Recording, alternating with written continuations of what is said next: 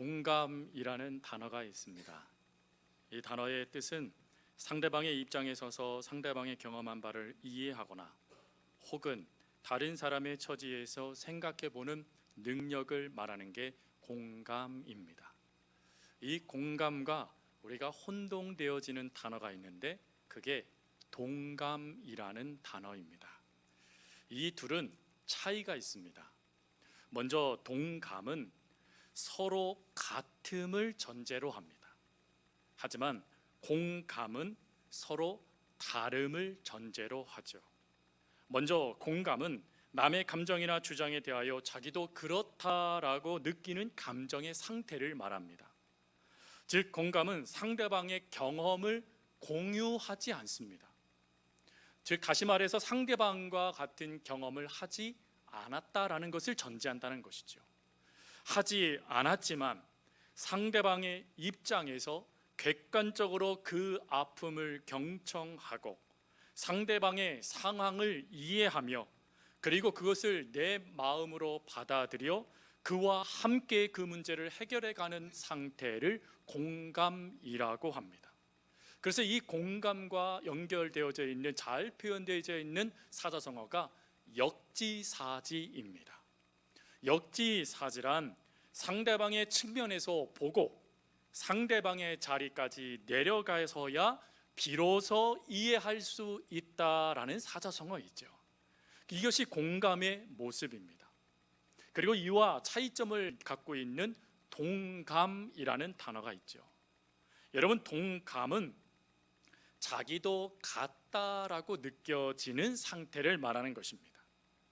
이 동감은 상대방의 아픔에 대하여 같은 아픔을 경험한 자들이 느끼는 감정을 말하는 것입니다.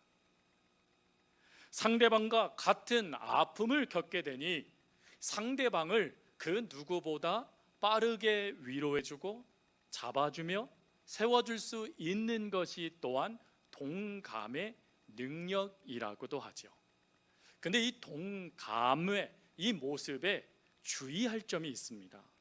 그것은 이 동감은 객관적인 게 아니라 주관적인 거라는 것입니다. 분명한 것은 내가 그런 아픔, 상처를 겪은 그 모델의 대표적인 타이틀의 그 모습은 어찌 보면 같을 수 있습니다.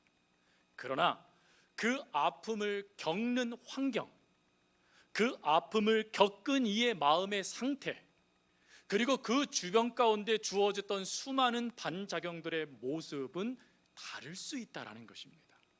근데 다름을 인정하지 못하니까 나랑 같다라고 생각하여 자칫 잘못하면 강요하게 되고 훈계하게 되고 더 나아가서는 질책하게 되는 게 동감의 모습이라고 합니다. 그래서 심리학자들은 상대방을 세워주고 싶다면 공감하십시오라고 이야기합니다. 즉 객관적으로 그 문제를 바라보며 어떻게 하면 저 마음을 위로하고 그리고 그 위로함 가운데 그를 세워줄 수 있을까, 철저하게 그의 말을 들으면서 반응하는 공감의 마음을 갖기를 원한다라는 것입니다. 여러분, 이 공감을 아주 잘 표현해낸 대사가 있어요. 그게 한 드라마에서 나온 대사입니다.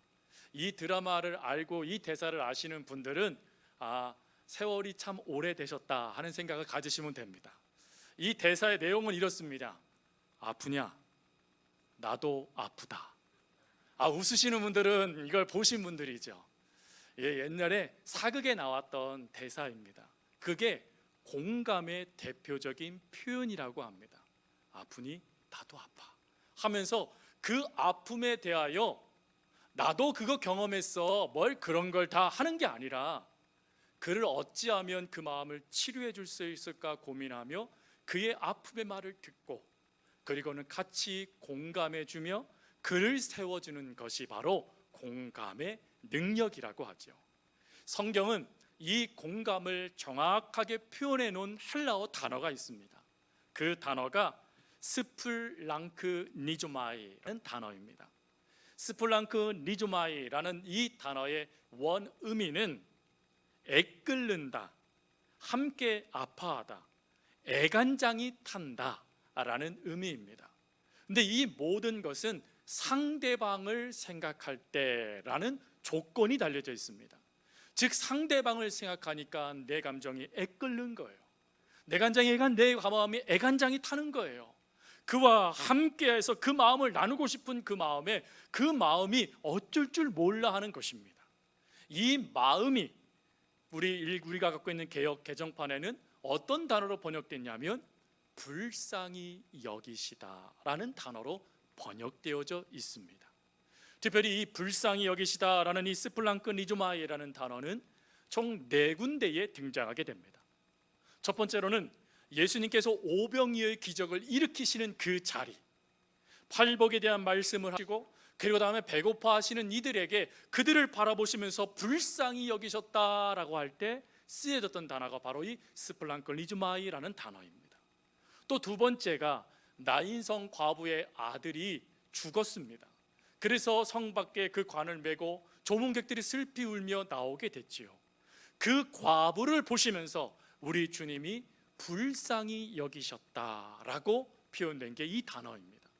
그리고 세 번째가 누가복음 15장에 나와 있는 탕자의 비유에 그 아버지가 아들이 멀리 있을 때 그를 불쌍히 여겼다라고 쓰였을 때 쓴 단어가 바로 이 스플랑크 리조마이라는 단어입니다.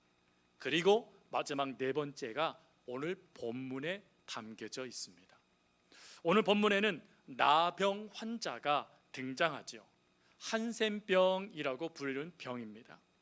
여러분, 나병에 걸리게 되면 그 당시 유대인들은 이 나병을 하나님의 저주로 생긴 병이라고 생각했습니다. 즉 하나님께 잘못하여 저주받아 고칠 수 없는 죽음의 병에 걸렸다, 하나님의 징계를 받았다라고 하여 그 사람의 그 병에 걸린 그 모습을 아파하기는커녕 오히려 그 사람을 저주하고 불결하다라고 여기는 것이 나병이었습니다. 그리고 이 나병에 걸리게 되어지면 이 병에 걸린 것도 힘든데 더 큰 힘듦은 무엇이었냐면 그 익숙했던 곳, 사랑하는 이들이 있는 자리에서 떠나야 된다라는 것입니다. 특별히 유대 사가인 유세푸스의 기록에 의하면 나병에 걸리면 예루살렘 성벽 밖으로 추방당했다라고 합니다. 그래서 그곳에서 그 병에 걸린 사람들끼리 모여서 서로의 그 썩었네, 서로의 그 죽음의 그림자를 바라보며 절망할 수밖에 없었던 것이 바로 이 한센병에 걸린 자들의 아픔이었다라는 것입니다.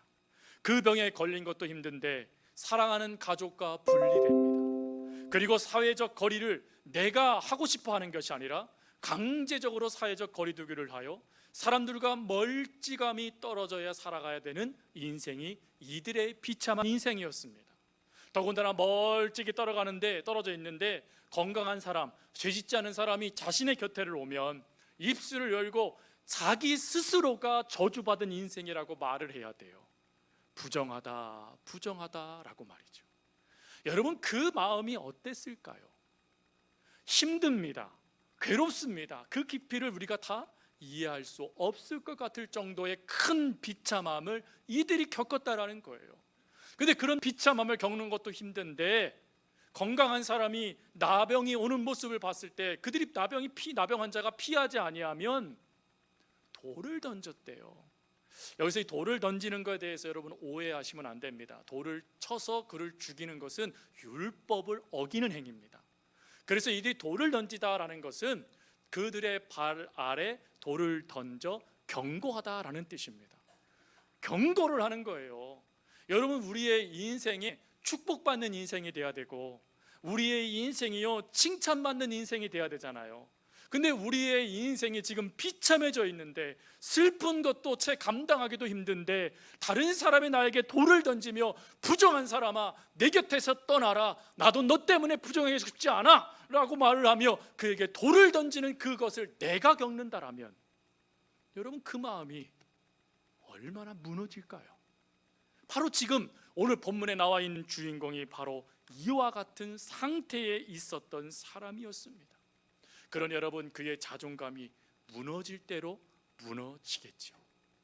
인간다움을 누리지도 못할 뿐만 아니라 인간의 존중함도 사라져버리는 그 인생, 완전히 인간답지 못한 이 인생이 되어진 그의 모습이요, 얼마나 비참하겠습니까? 근데 이런 비참한 인생에 환한 빛과 같은 희소식이 들려옵니다. 바로 오병이어의 기적을 일으켰던 예수님이 자신이 있는 곳으로 오신다라는 소식이었어요. 이 소식을 듣자마자 나병 환자는 주님께로 나아갑니다. 주님께로 나아가며 그리고 두려워하기 시작합니다. 왜 그럴까요?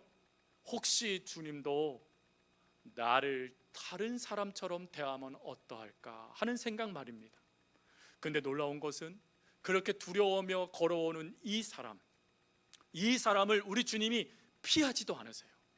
그리고 오히려 그 사람을 향하여 직진하며 그 사람을 만나시겠다는 각오처럼 그에게 가기 시작하십니다. 놀라운 것은 그 주변에 있는 어떤 사람도 예수님의 그 행동에 대해서 어떤 말도 하지 않았습니다. 단지 주님의 뒤를 따라가며 자신에게로 오고 있는 것입니다. 그 모습에 부정하며 또 자신의 슬픔과 고통, 괴로움에 끊임없이 무너질 수밖에 없는 이 사람이 용기를 냅니다.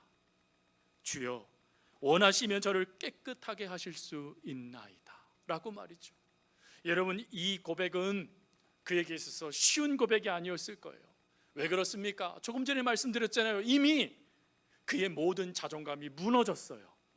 이미 그는 인간답지 못하다는 생각 때문에 그의 인생이 피폐해졌어요. 그런 피폐해진 인생 가운데 어찌 그가 건강한 사람 앞에 서서 나를 좀 고쳐주세요 라고 말할 수 있겠습니까? 말할 수 없는 처지를 자기가 알아요. 알지만 용기를 낸 그 모습에 우리 주님이 어찌하십니까? 우리 주님이요, 이 여인을 향하여 뭐라고 나무라지 아니하시고 이 여인을 향하여 이렇게 하십니다. 먼저는 이 여인의 어깨에 손을 얹으십니다. 그리고 이렇게 말씀하세요. 내가 원하노니 나음 받아라, 고침 받아라 라고 말이죠. 그리고 이 사람을 고치어주는 것이 본문의 말씀입니다. 여러분, 이때 우리 주님의 놀라운 사랑 중에 한 사랑의 모습을 기억해 주셨으면 좋겠습니다. 우리 주님은 이 나병 환자의 그 고통, 그 괴로움을 아셨어요. 하나님이시니까 말입니다. 그런데 아시는 하나님께서 말씀으로 고쳐주셔도 되는데 말씀만 하신 것이 아니라 우리 주님이 어찌하셨냐면 그를 만져주셨다라는 것입니다. 말씀만 하시면 돼요.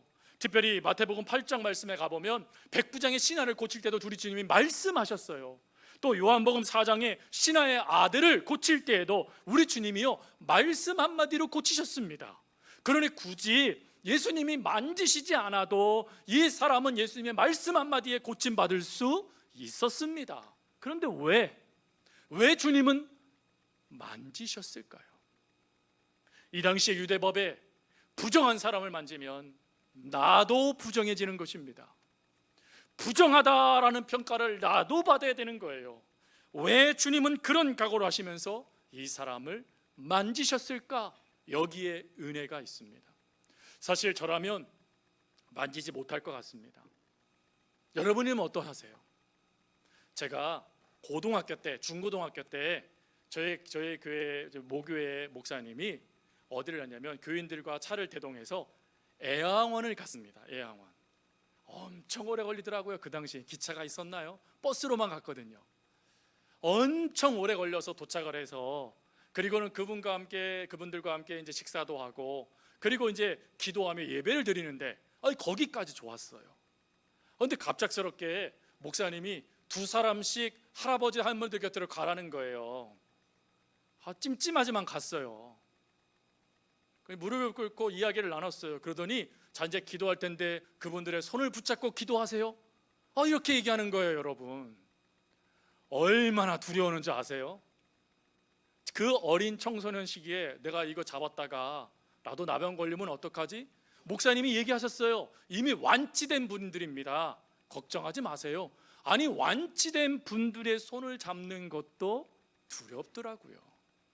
하물며 지금 이 사람이 완치됐나요? 아니요.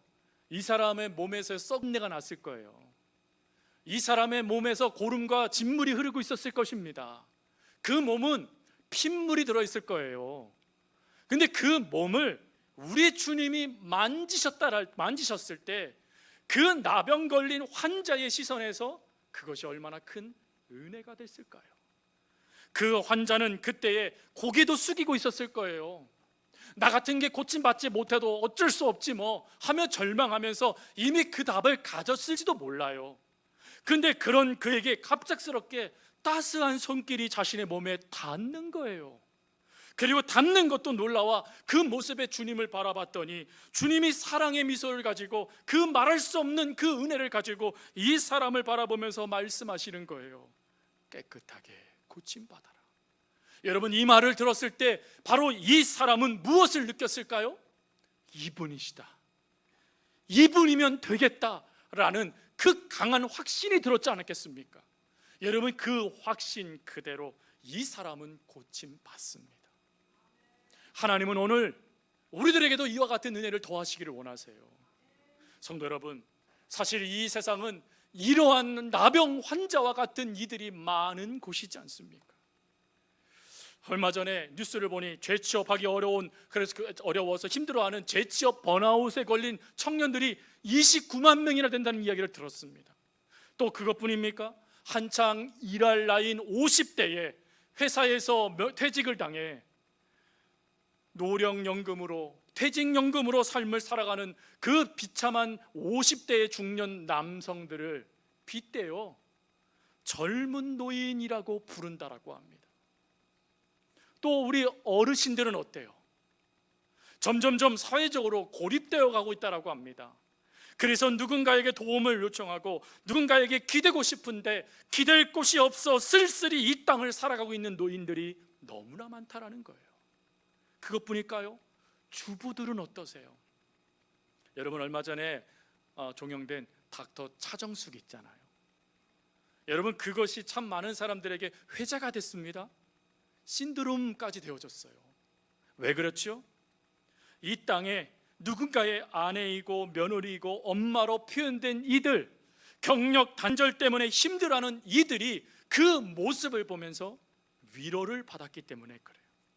여러분, 이러한 자들이 우리 주변에 너무나 많고 심지어 오늘 예배드리고 있는 이 자리에도 계실 겁니다. 그렇습니다. 여러분, 이 땅에 우리가 살아가는 이 세대는 육체적인 또 정신적인 마음이 완전히 탈진되어 오늘도 죽기를 바라며 무기력하게 넘어져 있는 엘리야와 같은 이들이 많은 곳이 우리가 살고 있는 이 시대입니다. 자신의 감정 제대로 추스리지 못하여 하나님께 버림받았다라고 하며 엎질러진 물 때문에 힘들어하는 모세와 같은 사람들이 많은 곳이 우리가 살고 있는 이 시대예요. 또 자신의 거짓된 행위로 한 가정을 파탄내버리는 그런 일들을 행하는 야곱과 같은 사람들이 많이 있는 곳이 바로 우리가 살고 있는 이 시대에 있고, 사랑하는 자를 먼저 보내고 그리고 사랑하는 이에게 버림받아 아파하며 신음하는 다윗과 같은 인생을 살아가는 사람들이 많은 곳이 바로 우리가 살아가고 있는 이 시대라는 것입니다. 여러분, 이러한 출구 없는 인생과 같은 이 시대에 고군분투하며 걸어갈 수만 있게 해주세요 라고 말하는 그 대사처럼 울부짖는 이들을 찾아와 주시는 분이 계세요. 그들을 부정하다라고 말씀하지 아니하시고 세상처럼 선긋지 아니하시고 끊임없이 그들에게 다가오셔서 내가 너를 사랑한다 말씀하실 뿐만 아니라 끌어안아 주시고 토닥여 주시고 세워주시는 분이 계십니다. 바로 저와 여러분이 믿고 있는 예수 그리스도이십니다. 여러분, 예수님은 오늘도 나병 환자의 손을 붙잡아 주시듯이 우리의 손을 붙잡아 주십니다. 우리 주님은 나병 환자를 거절하지 않으시듯이 오늘 우리도 거절하지 않으세요. 비록 여러분의 인생이 다른 사람이 그렇다라고 정죄하며 여러분들에게 못을 박는 일이 발생되어져도 우리 주님은 그 모습을 직접 뽑아내시며 나는 그렇지 않다라고 말씀하시며 끊임없이 여러분들에게 긍휼의 은혜를 베풀어 주시는 하나님 아버지이십니다. 여러분, 예수님께서 우리들에게 말씀하십니다. 마태복음 11장 28절 30절 말씀, 수고하고 무거운 짐진 자들아 다 내게로 오라. 내가 너희를 쉬게 하리라. 나는 마음이 온유하고 겸손하니 나의 멍에를 메고 내게 배우라. 그리하면 너의 마음이 쉼을 얻으리니 이는 내 멍에는 쉽고 내 짐은 가벼움이라 하시니라. 수고하고 무거운 짐진 성도님들 계십니까? 내 인생이 나병 환자와 같아 오늘도 어쩔 줄 몰라 하며 하염없이 무너지고 있는 성도님들이 계십니까? 우리 주님이 그런 여러분들을 위해 이 땅에 오셨습니다. 우리 주님이 그런 여러분들에게 다가오셔서 여러분들을 끌어안아 주십니다. 따뜻한 손으로 어루만져 주시며 망가질 대로 망가진 얼룩진 우리의 인생과 영혼을 다시금 회복시켜 주시며 너는 나에게 있어서 너무 소중한 자다 인정하여 주신다라는 것입니다. 그러니 성도 여러분, 기억하세요. 우리에게는 이러한 사랑을 베풀어 주시는 예수님이 계십니다.